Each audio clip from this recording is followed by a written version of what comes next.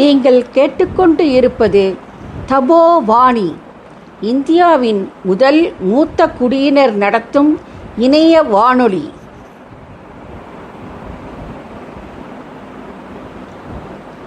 இன்றைய நிகழ்ச்சி வேக்சினேஷன் வைபவங்கள்.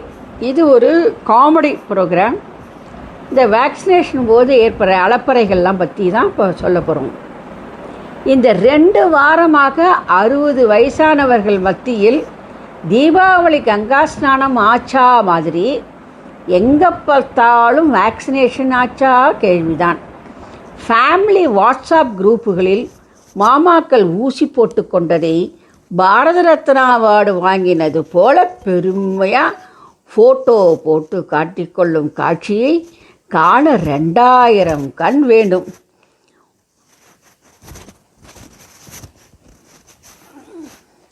ஒரு மாதம் முன்பு வரை பையன் வெளிநாட்டில் இருந்து ஃபோன் பண்ணி வேக்சின் எப்போ வருதோ உடனேயே போட்டுடுப்பா என்று சொன்னதும், அதெல்லாம் பார்த்து போட்டுக்கணும்டா, அமெரிக்காவில் எங்கேயோ வேக்சின் போட்டுண்டு ஒரு டாக்டர் அடுத்த நிமிஷம் பொட்டுன்னு போயிட்டாராம், வாட்ஸ்அப்பில் வந்தது. எல்லாம் உங்கள் அம்மா போட்டுண்ட அப்புறம் நான் போட்டுக்கிறேன் என்று மாமா சொல்லவும், நான் மட்டும் போட்டுண்டு மேலே போனப்புறம் டிவி ரிமோட்டுக்கு சண்டை போட ஆள் இல்லாமல் 5 நாள் டெஸ்ட் மேட்ச் நிம்மதியாக பார்க்கலான்னு பார்க்குறேலா என்ன மாமி சண்டைக்கு வர, அது இல்லடி, உனக்கு ஜுரம் வந்தால் பார்த்துக்க நான் இருப்பேனே, 2 பேருமா போட்டுண்டு ஏதானும் வந்தால் பார்த்துக்க ஆள் இல்லையேன்னு தான் அப்படின்னு மாமா சொல்லவும், ஆமாம் வெந்நீர் போடுறதுக்கு ஹெப்பர்ஸ் கிச்சனில் ரெசிபி இருக்கான்னு தேடி பார்க்குற ஆள் உங்கள் அப்பா, இதில் என்னை பார்த்துக்கிறதுக்காக முதல்ல ஊசி போட்டுக்க மாட்டாராம் என்று மாமி பதில் சொல்ல, ஏண்டா இந்த வேக்சினை பற்றி பேசினோம் என்று பையன் நொந்து போட நிலைதான் இருந்தது. அடுத்த வாரம் பக்கத்தாத்தி வரது மாமாவை அவரது பெண் எப்படியோ கன்வீனியன்ஸ் செய்து வேக்சின் ஊசி போட வைத்தாள். மாமா ஊசியை போட்டு கொண்டு வந்து எப்போது மூச்சு திணறி ஆக்சிஜன் வைக்கும்படி வருமோ என்று உள்ளுக்குள் நடுங்கி கொண்டாலும், வேக்சின் போட்டுக்கொள்வதிலாவது வாழ்க்கையில் முதலில் வந்தோமே, சைடு எஃபெக்ட் எதுவும் வராமல் இருந்தால் வேக்சினை வென்ற வரது குட்டி என்று பெயர் கிடைக்குமே, அந்த சான்ஸை விடுவானா என்று தன் போனில் இருக்கும் அத்தனை குரூப்புக்கும் ஃபோட்டோவோடு மெசேஜை தட்டி விட்டார். ஊசி போட்டுக்கொண்ட வீடியோவையும் அனுப்ப வேண்டும் என்று அவருக்கு உள்ளூர ஆசை. ஆனால் எச்சுமி மாமி திருஷ்டி பட்டு விடுன்னு தடுத்து விட்டார்.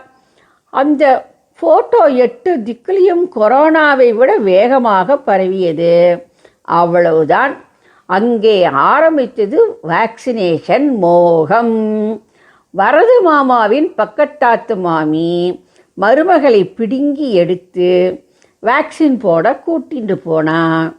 டயபிட்டிஸ் இருக்கிறவா போட்டுண்டா காம்ப்ளிகேஷன்ஸ் வருமா சிஸ்டர் என்று மாமி நர்ஸிடம் கேட்க, மாமா முந்திக்கொண்டு, எனக்கெல்லாம் டயபிட்டிஸ் எல்லாம் கிடையாது சிஸ்டர், இவா ஃபேமிலி தான் டயாபிட்டிஸை கான்ட்ராக்ட் எடுத்து வச்சிருக்கிறது, இவ தம்பி மைசூர் பாக்க பார்த்தா 3/4 கிலோ முடிக்காமல் எந்திருக்க மாட்டான், மீதி 1/4 கிலோ வேஸ்ட்டாக போயிடுமேன்னு இவ சாப்பிட்டுடுவா, அப்புறம் இவளுக்கு சுகர் வந்துடுத்துன்னு எனக்கு கொடுக்குற 1/4 டம்ளர் காப்பியிலையும் சர்க்கரையை கட் பண்ணிட்டா அப்படின்னு சொன்னார். மாமி அவரை பார்த்து முறைச்ச முறையில் மாமா பயந்தாரோ இல்லையோ, பாவம் அந்த நர்ஸு நடுங்கி வெடவெடுத்து விழிபோக மருமகள் அவளை தாங்கி பிடித்து எப்படியோ ஊசியை போட்டுவிட்டு, மயங்கிக்கோமா, இன்னைக்கு வேக்சின் போட்டுக்க போகிறேன்னு என் மாமியார் அப்பாயின்மெண்ட் அத்தனை பேருக்கும் சகசிரநாம கிளாஸில் சொல்லிட்டு வந்திருக்கா, போட்டுக்கலேனா எங்கள் மானம் போயிடும் என்று கெஞ்சவும், நர்ஸு பரிதாபப்பட்டு சுதாகரித்து 2 பேருக்கும் ஊசியை போட்டு அனுப்பினாள். மாமி உடனே மும்பையில் இருக்கும் நாத்தனாருக்கு ஃபோன் செஞ்சு, ருக்கு அண்ணாவும் நானும் ஊசி போட்டுண்டாச்சு, யார் பர்ஃபெக்ட்லி ஃபைன் நீயும் போட்டுடுடா. இதுவே லேட்டு.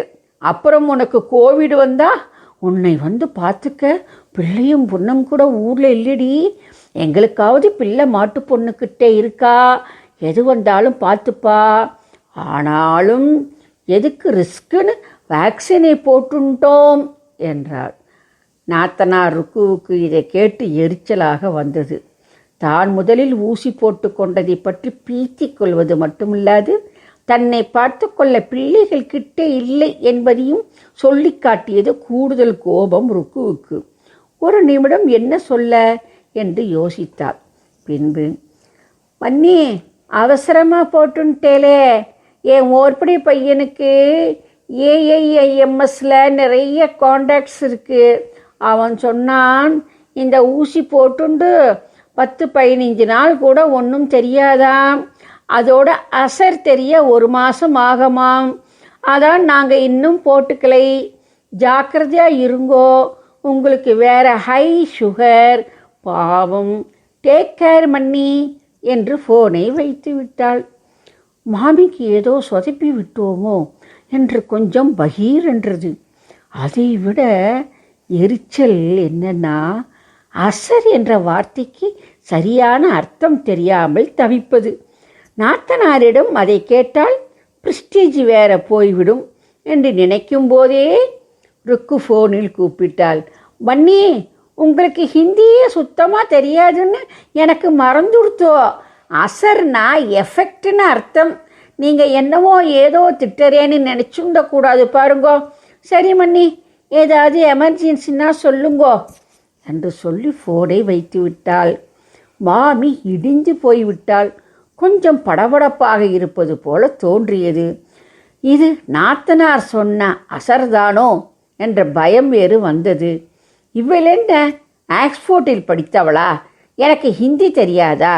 ஒரே காரணத்தால் இலக்காரம் செய்கிறாளே என்ற ஆதங்கம் வேறு. என்ன செய்ய என்று தெரியாமல் தவித்த போது மாமா மும்முரமாக வாட்ஸ்ஆப்பில் யாரோடோ பேசுவதை கேட்டு, சரி நாமும் இன்னும் 4 பேருக்கு ஃபோன் பண்ணி மனசை டைவர்ட் செய்யலாம் என்று எண்ணினாள். சரி, ஒன்று விட்ட ஓர்படிக்கு மங்களத்துக்கு ஃபோன் பண்ணி ஜம்பம் அடித்து கொள்ளலாம்.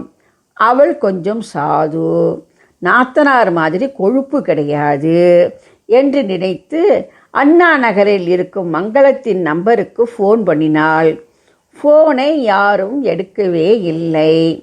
மாமிக்கு இருப்பு கொள்ளவில்லை. திரும்ப மங்களத்தை ஃபோனில் கூப்பிட்டாள். இந்த முறை வாட்ஸ்ஆப்பில் கூப்பிட்டதும் மங்களம் ஃபோனை எடுத்தாள். என்ன மங்களா, எப்படி இருக்க? உன் லேண்ட்லைன் ஃபோன் பண்ணினேனே, நீ எடுக்கவே இல்லையே. ஓ அதுவா? நாங்கள் யூஎஸில் இருக்கோம் அண்ணே. 3 மாதம் முன்னாலே அண்ணா நகரில் நிறைய கேஸாக இருந்தது. தீபு எங்களை தனியாக இருக்க வேண்டாம், என்ன ஆனாலும் சேர்ந்து ஃபேஸ் பண்ணுவோம்னு சொல்லி கலிஃபோர்னியா வர சொல்லிட்டா. ஃப்ளைட்டில் கோவிட் வருமோன்னு பயம் இருந்தாலும் பிள்ளையாருக்கு தேங்காய் உடைச்சிட்டு நன்னா வேண்டிண்டு கிளம்பி நல்லபடியாக வந்துட்டோம். இங்கே தீபு மாப்பிள்ளை குழந்தைகளோட நன்னா என்ஜாய் பண்ணின்னு இருக்கோம். மாமிக்கு முகம் சுருங்கி விட்டது. அமெரிக்காவா? தான் அமெரிக்கா இன்னும் பார்த்ததில்லை என்று தீராத ஏக்கமும் சுய பச்சாதாபமும் ஒரே நேரத்தில் தோன்றியது. ஆனாலும் விடவில்லை. ஐயோ, அமெரிக்காவில் லட்சக்கணக்கில் தினமும் கேசாமே, நீ பாவம் அங்கே போய் இப்போ மாட்டின்டுட்டியே என்று பரிதாபப்படுவது போல சொன்னாள். மங்களமோ, சென்னை மாதிரி ஆற்றுக்குள்ளேயே ஜெயிலில் இருக்கிற மாதிரி இருக்க வேண்டாம். ஆற்றுக்கு வெளியில் பெரிய கார்டன் இருக்குது, பக்கத்துலேயே பார்க் இருக்குது, நம்ம ஊர் மாதிரி இல்லாமல் clean air. You should come here once என்றதை கேட்டு ஸ்ருதி இறங்கி விட்டது மாமிக்கு. ஓ அப்படியா, வெரி குட் என்று ஒப்புக்கு பேசி லைனை டிஸ்கனெக்ட் செய்தாள். என்னடா இது, பெண் பையன் 2 பேரில் ஒருவர் கூட அமெரிக்காவில் இல்லாமல் போய்விட்டார்களே என்று துக்கமாக வந்தது மாமிக்கு. பேசிக்கொண்டிருக்கும் போதே அம்மாவின் முகம் தொங்கி போனதை பார்த்தான் சீனு. என்னம்மா, வேக்சின் தான் போட்டுண்டுட்டியே, எல்லாருக்கும் தெரிஞ்சாச்சே, இன்னும் என்ன என்றான். அண்ணா நகர் டு அமெரிக்கா கதையை சொன்னதும், அமெரிக்கா எல்லாம் வேஸ்ட்டுமா, இன்னைக்கு நியூஸ் பார்க்கலையா, கலிஃபோர்னியாவில் வேக்சின் போட்டுக்க போனவாளுக்கு ராங் டோஸ் போட்டுருக்கான் தெரியுமா என்றதும் மாமிக்கு வயிற்றில் பால் வார்த்தது போடு இருந்தது. இருந்தாலும் காட்டிக்கொள்ளாமல், ஐயோ அப்படியாடா, நிஜமாவா என்று பிள்ளையிடம் முழு விவரமும் கேட்டுக்கொண்டாள். அங்கும் இங்குமாக நடந்தாள். சில நிமிடத்தில் ஃபோனை எடுத்து கலிஃபோர்னியா மங்களாவை கூப்பிட்டாள். மங்கு, உங்ககிட்ட கேட்க மறந்துட்டேனே, அங்கே வேக்சின் எல்லாம் தப்பாக போடுறாளாமே, உனக்கு அங்கே போடுறேன்னு சொன்னால் போட்டுன்றதாடி. பைதவே, இன்னைக்கு அண்ணாவும் நானும் முதல் டோஸ் ஊசி போட்டுட்டோம். No, we are fine, perfectly alright. நம்பாத்தில் நாங்கள் தான் முதல்ல போட்டுட்டோம். எங்களை பார்த்துட்டு இப்போ எல்லோரும் போட்டுக்கணும்னு டிசைட் பண்ணியிருக்கா. You should get out and do nothing to worry about. பாவம், உன்னை நினச்சா நான் கவலையாக இருக்கு. அங்கே போய் மாட்டின்ட்டியேம்மா. டேக் கேர் மங்களா என்று மங்களம் வயிற்றில் புளியை கரைத்த திருப்தியில் ஃபோனை வைத்தாள். இதெல்லாம் ரொம்ப ஓவர்மா என்பது போல தலையை அசைத்த சீனுவிடம், எப்படியாவது அடுத்த பேண்டமிக் வரத்துக்கு முன்னாடி அமெரிக்காவில் ஒரு வேலையை பார்த்துட்டு போயிடுடா. ஒரு தடவையாவது நானும் போய் அந்த லிபர்ட்டி ஸ்டாச்சு முன்னாலேயோ இல்லை அந்த கோல்டன் கேட் ஃப்ரிட்ஜுக்கிட்டேயோ ஃபோட்டோ எடுத்து ஃபேஸ்புக்கில் போட்டுடணும்டா என்றதும் சீனு இன்னும் 2வது ஊசி போட்ட பின்பு நடக்கப் போகும் வைபவங்களை நினைத்து தலையில் கையை வைத்து கொண்டு உட்கார்ந்தான்.